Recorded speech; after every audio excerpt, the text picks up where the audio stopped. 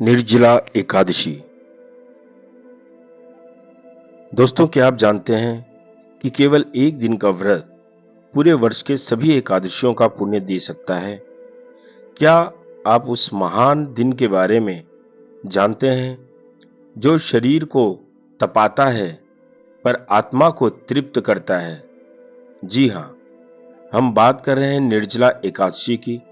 एक ऐसा दिन जिसे स्वयं भीमसेन ने अपनाया था और जिसे करने से जीवन के समस्त पाप कट जाते हैं। आज जानेंगे इस वीडियो में हम इस महाव्रत के रहस्य को, उसकी कथा, विधि, महत्व और हर एक उस वैज्ञानिक पहलू पर गहराई से विचार में बात करेंगे, जिसकी वजह से आपका और हमारा जीवन बहुत अधिक प्रभावित होता है। दोस्तों, हिंदू पंचांग के अनुसार हर महीने में 2 एकादशियां आती हैं, शुक्ल पक्ष और कृष्ण पक्ष। एकादशी का मतलब है हर पक्ष का 11वां दिन जो भगवान विष्णु को समर्पित होता है। इसे व्रत, उपवास और आत्मशुद्धि के साथ साथ मेडिटेशन के लिए भी बहुत ज्यादा प्रयोग में लाया जाता है। साल भर में कुल 24 एकादशियां होती हैं और हर एक का अपना विशेष महत्व होता है, लेकिन इन सब में सबसे कठिन और सबसे पुण्यदायी माने जाने वाली जो एकादशी है वह निर्जला एकादशी है, जो कि आज दिनांक 6 तारीख 6ठा महीना 2025 को हमारे पूरे भारत देश में मनाई जा रही है। निर्जला का अर्थ होता है बिना जल के। इस एकादशी में न केवल भोजन बल्कि जल तक का त्याग किया जाता है, इसलिए इसे सबसे कठिन व्रत माना गया है। एक तो भीषण गर्मी और ऊपर से पानी भी नहीं पी सकते। इसे भीमसेनी एकादशी भी कहा जाता है। ध्यान देने योग्य बात यह है कि यदि कोई व्यक्ति वर्ष भर की एकादशियां नहीं कर सकता तो केवल एक बार निर्जला एकादशी का व्रत कर ले, वह सभी एकादशियों का फल प्राप्त कर सकता है। इसलिए यह व्रत लाखों श्रद्धालुओं द्वारा किया जाता है। अगर हम बात करें पौराणिक कथा की, तो महाभारत के समय की बात है। पांडवों में सबसे बलवान भीमसेन को भोजन का विशेष मोह था। जब युधिष्ठिर, अर्जुन, नकुल और सहदेव पूरे वर्ष एकादशी व्रत करते थे, तब भीमसेन कहते थे कि मुझे भूखा रहना असंभव लगता है। उन्होंने महर्षि वेदव्यास जी से पूछा कि क्या कोई ऐसा उपाय है जिससे वह व्रत का पुण्य भी पालें और बार बार भूखा भी न रहना पड़े। तब व्यास जी ने उन्हें बताया कि हे भीम, यदि तुम वर्ष भर की एकादशियां नहीं कर सकते तो सिर्फ एक दिन निर्जल उपवास करो, ज्येष्ठ शुक्ल एकादशी के दिन। यह सबसे कठिन लेकिन सबसे पुण्यदायी एकादशी है। यही व्रत तुम्हें पूरे वर्ष का फल देगा। भीमसेन ने उस दिन जल और अन्न का पूर्ण त्याग किया और तभी से इस एकादशी को, निर्जला एकादशी को भीमसेनी एकादशी के नाम से भी जाना जाने लगा। अब हम जानते हैं कि इस व्रत को करने की विधि क्या होती है। दोस्तों, व्रत की पूर्व संध्या यानी 10वीं तिथि पर ही आपको शाम के समय सायंकालीन जो भोजन है वह सात्विक भोजन करना होगा। व्रत का संकल्प करें कि मैं निर्जला एकादशी का व्रत करूंगा। उसके बाद मानसिक शुद्ध चंदन और पंचामृत से पूजा करें। पूरे दिन बिना अन्न और जल के रहें। यदि स्वास्थ्य अनुमति दे, विष्णु सहस्त्र नाम, गीता पाठ, एकादशी व्रत या कोई भी नाम जाप आप करें। ओम नमो भगवते वासुदेवाय का मंत्र सबसे अच्छा माना जाता है, सबसे सरल, जो हर कोई इसका जाप कर सकता है। रात को जागरण करें या भजन कीर्तन करें और अगले दिन यानी द्वादशी के दिन, जो 12वां दिन होता है किसी भी पक्ष का, अगले दिन सूर्योदय के बाद जलपान करें। ब्राह्मणों को भोजन और जरूरतमंदों को चीजें दें, दान दें और फिर खुद भोजन करें। दोस्तों, अगर स्वास्थ्यवश निर्जल उपवास संभव ना हो तो फलाहार और सीमित जल ग्रहण कर सकते हैं। भावना और श्रद्धा सर्वोपरि होती है। आपके जीवन से बढ़कर आपकी इन खुशियों से बढ़कर, घर परिवार से बढ़कर संसार में कुछ भी नहीं है। निर्जला एकादशी का व्रत करने से व्यक्ति को जन्म जन्मांतर के पापों से मुक्ति मिलती है। मृत्यु के समय विष्णु लोक की प्राप्ति होती है। रोग, दरिद्रता और मानसिक क्लेश से छुटकारा मिलता है। स्कंद पुराण, पद्म पुराण और ब्रह्मवेद पुराण में इस व्रत की महिमा अनेक बार वर्णित है। जो भी मेरे भाई लोग इसको पढ़ना चाहें, इस किताब में पढ़ सकते हैं।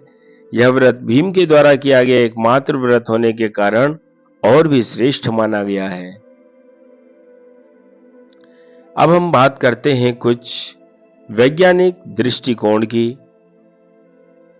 तो दोस्तों, जहां धर्म का विज्ञान से विरोध बताया जाता है, वहीं उपवास के पीछे गहरे वैज्ञानिक तत्व भी हुए हैं। शरीर को डिटॉक्स करना, पूरे दिन बिना भोजन और जल से पाचन तंत्र विश्राम करता है, शरीर की गंदगी बाहर निकलती है। मानसिक नियंत्रण, इच्छा पर नियंत्रण, आत्म संयम और मानसिक दृढ़ता बढ़ती है। जल त्याग से संयम, जब व्यक्ति बिना जल के रहता है तो वह अपने शरीर के भीतर की चेतना से जुड़ता है। ध्यान और मौन इस दिन विशेष रूप से प्रभावी माने जाते हैं। आज के समय में जहां जीवन भाग दौड़ भरा हुआ है, तनाव और लालसा से भरा हुआ है, वहां इस एकादशी का व्रत को करने से इसका महत्व और अधिक बढ़ जाता है। यह केवल शरीर का उपवास नहीं, बल्कि मन और आत्मा का भी व्रत है। सोशल मीडिया व्रत करें, ईर्ष्या और क्रोध से व्रत करें, भोग से नहीं, त्याग से संतुष्टि जरूरी खोजें।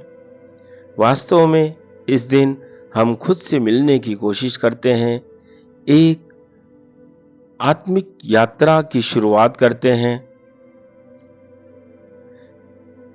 दोस्तों, निर्जला एकादशी कोई मात्र परंपरा नहीं है, यह आत्मा को ऊंचा उठाने का अवसर है। जब आप भोजन, जल का त्याग कर देते हैं, आप उस प्रभु के याद में बैठकर बड़े सच्चे मन से जब उसका सुमिरन करते हैं, तब ईश्वर के प्रति आपकी भक्ति का जो स्तर होता है, वह भी एक नई ऊंचाई छूता है। जो भी इस व्रत को श्रद्धा से करता है, उसके जीवन में शांति, सद्भाव और शुभ फल आता है। आइए इस निर्जला एकादशी पर एक व्रत ऐसा करें कि केवल अन्न का ही नहीं, मन का भी उपवास हो, ईश्वर के लिए, आत्मा के लिए और आने वाली पीढ़ियों के लिए एक उदाहरण देने के लिए। दोस्तों, अगर आपको यह जानकारी और प्रेरणादायी लगी हो तो इस वीडियो को लाइक करें, चैनल को सब्सक्राइब करें और इस पावन दिन की शुभकामनाएं सभी को साझा करें। निर्जला एकादशी की ढेरों सारी शुभकामनाएं आप सभी को। हरिओम। और मैं आप लोगों को एक चीज जरूर बता दूं कि जब भी हम कोई वीडियो बनाते हैं, सनातन धर्म से जुड़ी कोई भी जानकारी, जब हम व्रत, उपवास, इन सब चीजों की बात करते हैं, तो और बीच में जब हम बोलते हैं कि यह पुण्य फलदायी व्रत है, पापों को नष्ट करने वाला है, मोक्ष के द्वार खोलने वाला है, तो आप कदापि यह ना सोचें कि केवल व्रत रखने से ये सारी चीजें हो जाती हैं। लेकिन शनै शनै यानी धीरे धीरे जब आप व्रत रखने लगते हैं, आपकी इंद्रियों पे संयम करने की क्षमता बढ़ जाती है। आपका शरीर अंतर और बाहर दोनों जगह से शुद्ध होने लगता है। तो उस परमात्मा को जो आपके दिल में बैठा है, उसके साथ जुड़ने का जो रास्ता है, वह बहुत ही सुगम होने लगता है। आपके अंदर एक भावना पैदा होती है कि आज मैं अपने प्रभु की याद में, अपने पिया की याद में न कुछ खाऊंगा न कुछ पीऊंगा। कहते हैं ना, कबीर दास जी भी कहते हैं कि दुख में सुमिरन सब करे, सुख में करे न कोई, और जो सुख में सुमिरन करे तो दुख काहे को होए। तो यह सुख का समय है, आनंद का समय है। आप उस परमात्मा के साथ जुड़ रहे हैं, उनका नाम जाप कर रहे हैं। मेरी प्रार्थना है कि हे साईं बाबा, हे शिरडी वाले बाबा, आप सभी का व्रत सफल करें, सभी के घर आंगन में खुशियां दौड़े, सभी स्वस्थ रहें, आनंदित रहें।